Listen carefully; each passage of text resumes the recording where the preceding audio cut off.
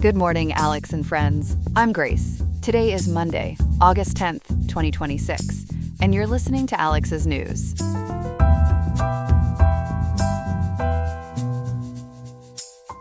In Riverside today, the temperature will reach a high of 93.9 degrees with a low of 72.1 degrees, so be sure to find some shade and stay hydrated if you are spending time outdoors. On the program, we are investigating the significant financial investment the FAA is making to overhaul our national airspace infrastructure. We are also looking into the concerning environmental situation at Lake Mead as it reaches its lowest water level in 9 decades.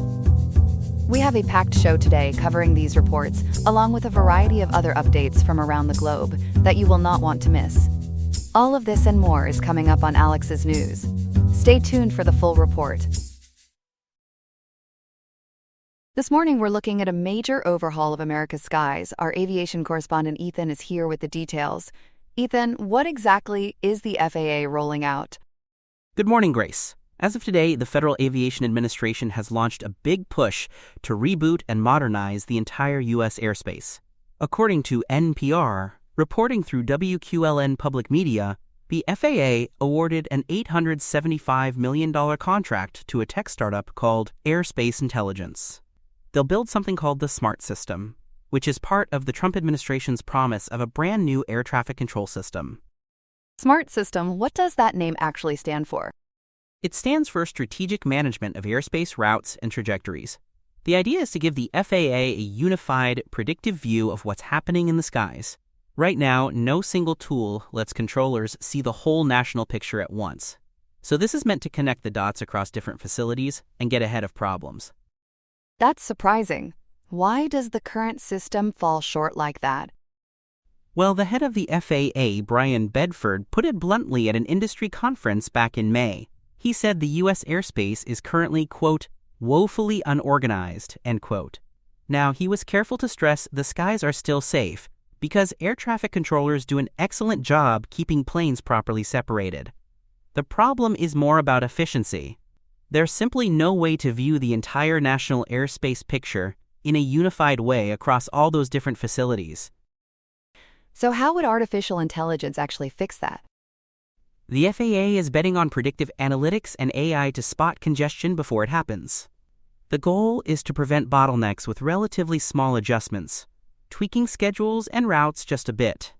Think of it like rerouting traffic before a jam forms, rather than sitting in one after the fact. Small changes early can save enormous amounts of time and fuel down the line. And this startup, Airspace Intelligence, has a track record here?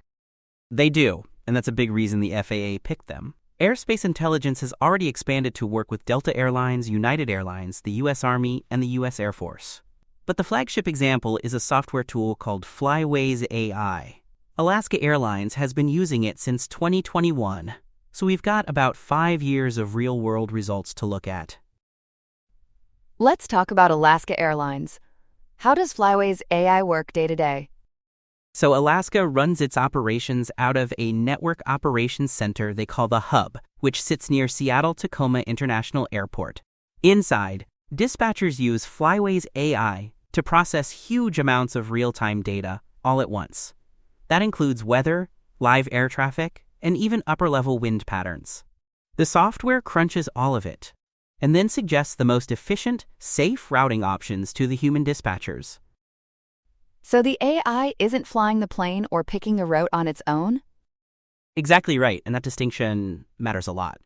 Captain Brett Payton, who's Alaska's Managing Director of Network Operations Control, made that clear. He said the AI doesn't independently decide routes or waypoints. Instead, it acts as a decision-making aid.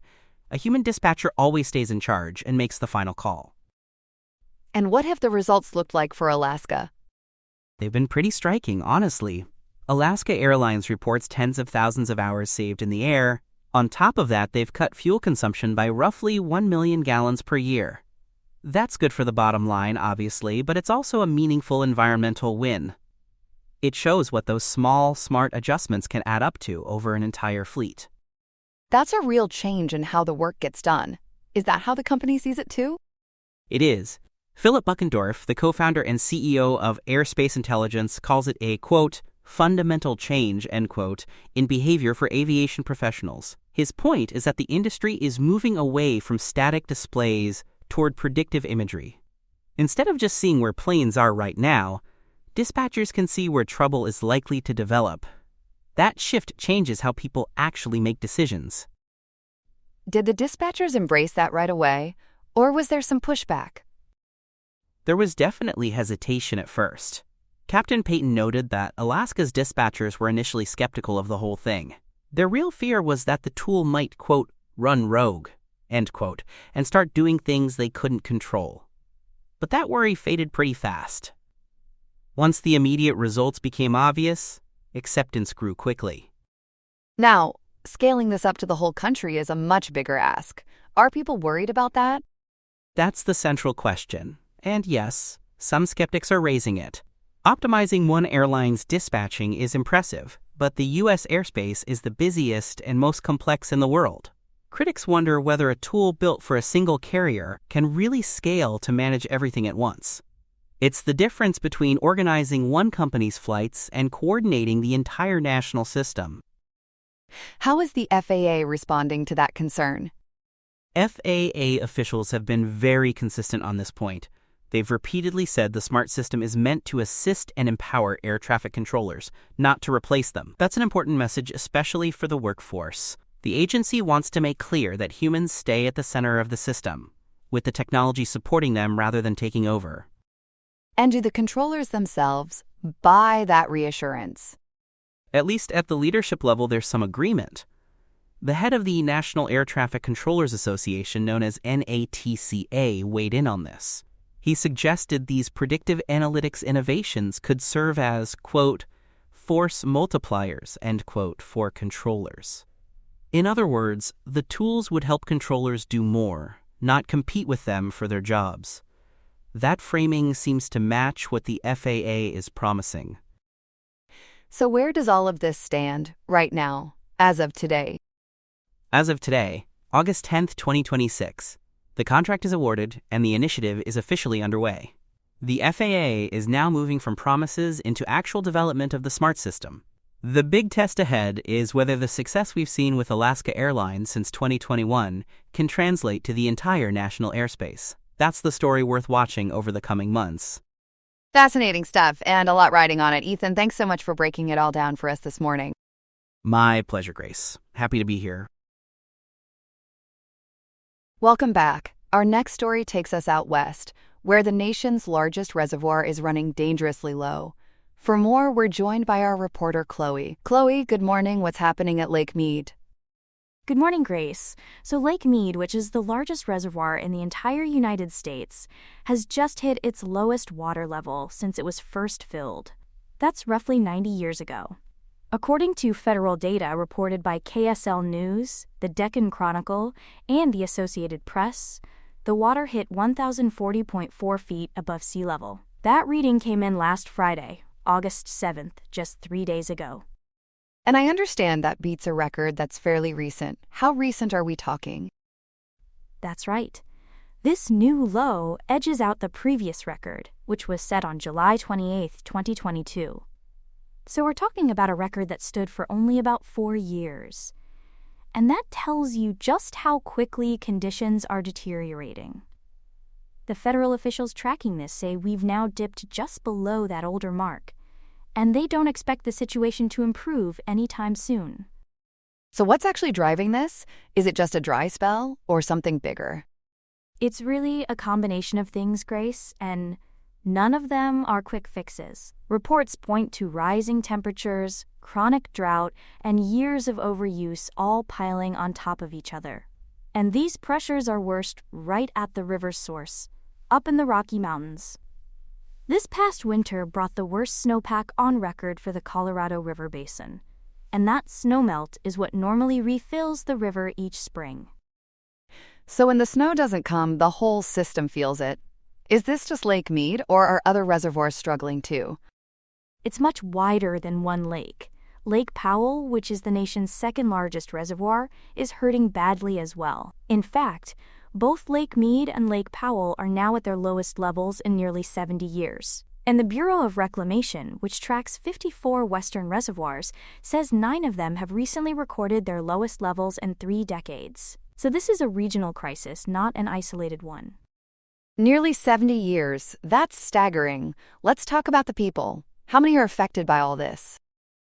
The numbers here are enormous. This dwindling supply puts stress on 40 million people across 7 states. Those are Arizona, California, Colorado, Nevada, New Mexico, Utah, and Wyoming. And that's before you count tribal nations and Mexico, which also depend on the river. So we're talking about a huge slice of the American West that relies on this single system every single day. 40 million. And I gather someone close to the situation put an even sharper number on it? Yes, they did. J.B. Hamby, who chairs the Colorado River Board of California and also sits on the board of the Imperial Irrigation District, spoke to KSL News and the Deccan Chronicle. He emphasized that 30 million people, which is roughly 3/4 of the Colorado River Basin's population, are directly impacted by the risks facing Lake Mead alone. So when Lake Mead struggles, most of the basin feels it immediately. Beyond drinking water, who else depends on this river to function? Quite a lot of the economy, actually. Farmers and industrial operations are already struggling with reduced water allocations, so agriculture is under real strain. And then there's energy. Hydropower production from these dams is under threat because you need enough water flowing through to keep generating electricity. When levels drop this low, the whole power side of the equation gets shaky. You mentioned energy. I understand officials made a tough call this week to protect it. They did, and it's a difficult trade-off. Federal officials announced on Thursday that they'll stop releasing cool water from Glen Canyon Dam in northern Arizona. The goal there is to protect the system's ability to generate power. But there's an ecological cost, because those cool water releases normally protect the habitat of the humpback chub. That's a threatened native fish, so this decision helps the power grid while putting that species under more pressure. So it really is a choice between competing priorities. What about the recreation side, the boating and tourism? That's taking a hit too, especially over at Lake Powell. Water levels there have dropped so much that boat ramps have had to be shut down, moved, or in some cases entirely rebuilt. Imagine investing in infrastructure only to have the shoreline retreat beyond it. It's a constant, expensive game of catch-up, and it affects the local economies that depend on visitors coming to the water. And there have been some more, unsettling discoveries at these lakes, haven't there? Unfortunately, yes. Back during the severe drought conditions of 2022, the falling water actually exposed human remains at Lake Mead. As the lake shrinks, things that were long submerged start coming to the surface. And on the practical side, water officials in Las Vegas have been forced to pump water from deeper within the reservoir just to keep the city's supply flowing. So this touches public health and safety in very direct ways. Let's turn to the response. The 7 states share this river. Have they agreed on how to handle the shortage? That's the frustrating part, Grace. The 7 states relying on the waterway have failed to reach a long-term agreement on how to share the diminishing resource. There's real political deadlock here. And because they can't agree, the Bureau of Reclamation has stepped in with a flexible, short-term proposal, essentially to stave off a total crisis while the negotiations continue. So what does that federal proposal actually ask people to do? The plan focuses on what are called the lower basin states. Those are Arizona, California, and Nevada, and they'd be required to reduce how much water they take from the river. The Bureau of Reclamation says the plan is deliberately flexible, allowing for deeper cuts during especially dry periods. The idea is to buy the states more time to reach a collective, long-term management agreement rather than lurching from crisis to crisis. Is that the only piece? Or are they moving water around too? There's more to it. Further details from Arab Times and TNJR-FM indicate the federal plan also involves moving additional water into Lake Powell from upstream reservoirs. And at the same time, they'd reduce the releases that flow from Lake Powell down to Lake Mead. So it's a balancing act, trying to keep both major reservoirs functional at once, rather than draining one to prop up the other. It sounds like they're managing scarcity from every angle. So where does this all leave us? Is there any hope levels bounce back soon?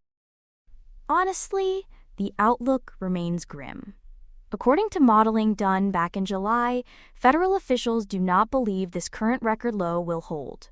They're forecasting that Lake Mead's water levels will keep dropping through much of the rest of 2026.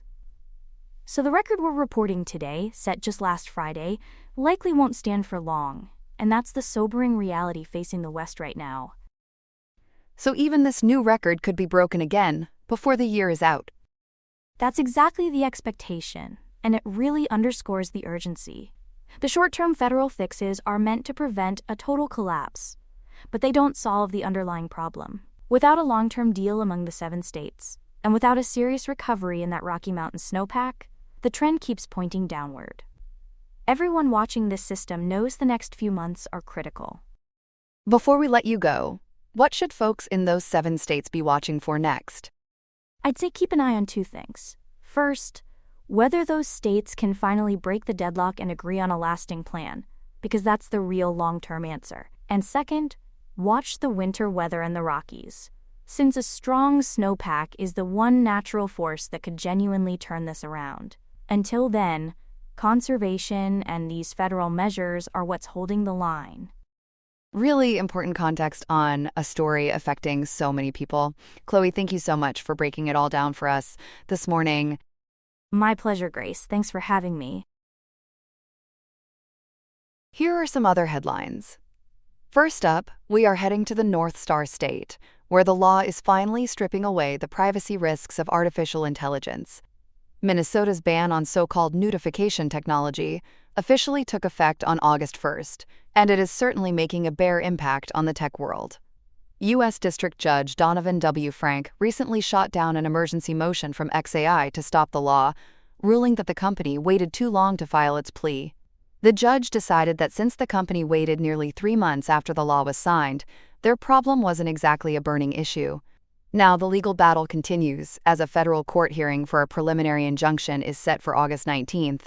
This law really puts a veil over the industry, prohibiting the ownership or promotion of software that strips images. Those who try to play fast and loose with the rules could face civil penalties as high as $500,000 per violation, with that cash being diverted to support survivors of sexual assault and domestic violence. Moving over to the halls of power in Washington, the Senate has barely managed to keep its cool. In a nail-biting overnight session, Todd Blanche was narrowly confirmed as Attorney General by a vote of 50 to 49. It was a real cliffhanger that came down to the wire. Meanwhile, the Labor Department is getting ready to dish out the details on inflation in an upcoming report, so let's hope the numbers don't blow our budgets away. Turning to the elements, things are heating up across North America. In British Columbia, Forests Minister Ravi Parmar says that 18 firefighting aircraft have played a heroic role, rescuing more than 50 people from the flames. However, it is not all good news, as the Royal Canadian Mounted Police are investigating a potential wildfire death near Summerland, though hazardous conditions have kept investigators from confirming the tragedy. And just south of the border in Spokane, crews are finally gaining ground in the fight against arson and blazing fires. While the smoke is starting to clear, officials warn that challenging fire weather is still haunting the West, keeping everyone on high alert. It seems the firefighters are really playing with fire to get the situation under control. That's all we have for now. Today's episode was made by Alexander King with Claude Opus 4.8, Gemini Pro 3.1, Gemini Flash 3, and Google Cloud Text-to-Speech. I hope you have a great day. I'll see you tomorrow, Alex.